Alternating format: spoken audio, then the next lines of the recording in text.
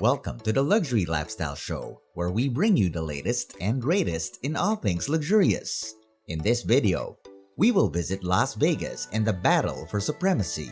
But before we continue, make sure to hit that subscribe button and notification bell so you won't miss any of our videos. Now, let's get right to it.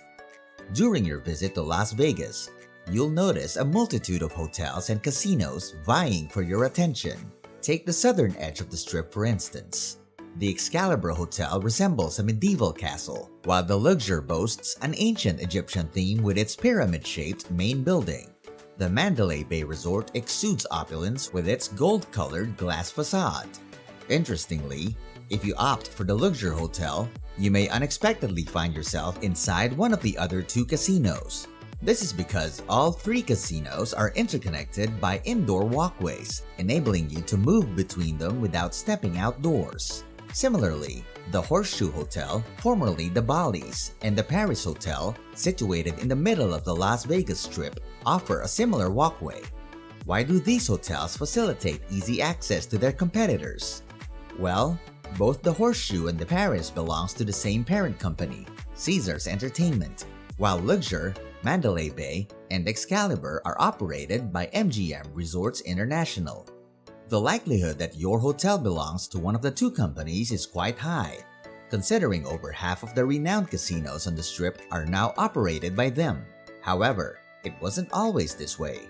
The current scenario emerged from captivating developments, decades of mergers and acquisitions, and an ongoing battle for Las Vegas. Let's rewind to 1989 when the Mirage Hotel debuted on the Strip, transforming fantasy into reality.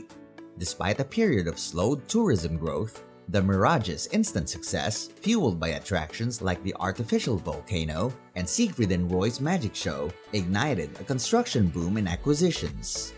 In 1990, Circus Enterprises introduced the family-oriented Excalibur Hotel, attracting thousands of visitors while parents gambled upstairs and children played in the arcade. Then, in 1992, Promus Companies, the owner of Holiday Inn Hotel, rebranded it as Harrah's. In 1993, three new casinos joined the city's landscape. The MGM Hotel opened under MGM Grand, Treasure Island was introduced by Mirage Resorts, and Luxor, an Egyptian-themed establishment, debuted courtesy of Circus. On Luxor's opening day, a multitude of people streamed through the entryway, eager to witness the buzz firsthand. Meanwhile, Bally Entertainment, the owner of the Bally's, revealed plans for an additional casino. Their forthcoming project, named Paris, would be located adjacent to their existing hotel. Today, the Paris Resort is renowned for its striking replica of the Eiffel Tower gracing the hotel's front. In that same year, Promus Companies underwent a transformation and adopted the name Harrah's Entertainment. In 1996, Hilton Hotels expanded its presence in Las Vegas by acquiring the Flamingo Hotel, the oldest operating resort on the Strip, and gaining control over the upcoming Bally's and the Paris Resort. Completion of these projects would bring Hilton's total casino count to 3. During the same year, the Monte Carlo, a collaboration between Circus and Mirage Resorts, debuted and is now known as Park MGM.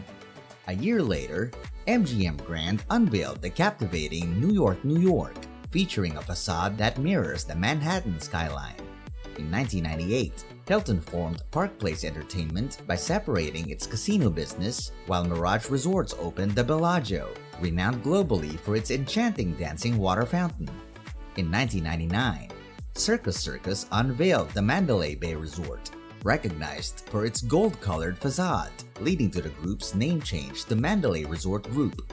The consolidation trend escalated in 2000 as Park Place expanded its portfolio by acquiring the iconic Caesars Palace Hotel, while MGM Grand gained control of Mirage Resorts, rebranding as MGM Mirage.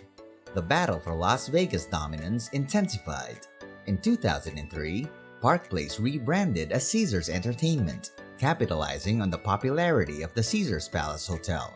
2005 marked mega transactions as MGM Mirage acquired Mandalay Resorts, becoming the world's largest gaming company. However, shortly after, Harrah's Entertainment and Caesars struck a deal, granting Harrah's control over Caesars Entertainment. These two entities now held substantial influence on the Strip. During the same year, Harrah's purchased the Imperial Palace, now the Link, and the Barbary Coast Hotel, now the Cromwell. In 2009, MGM Mirage sold the Treasure Island Hotel to businessman Phil Ruffin and unveiled the City Center, a vast complex encompassing a shopping center, residential towers, and multiple hotels. Harrah's Entertainment expanded by acquiring the Planet Hollywood Hotel and reverted to its original name, Caesars Entertainment. MGM Mirage rebranded as MGM Resorts International. These two industry giants held significant sway over the gambling capital. Presently, MGM manages the casinos on the south end of the Strip, while Caesars Entertainment dominates the middle section, with other operations in the north. Out of the 27 renowned casinos, 17 are overseen by MGM or Caesars.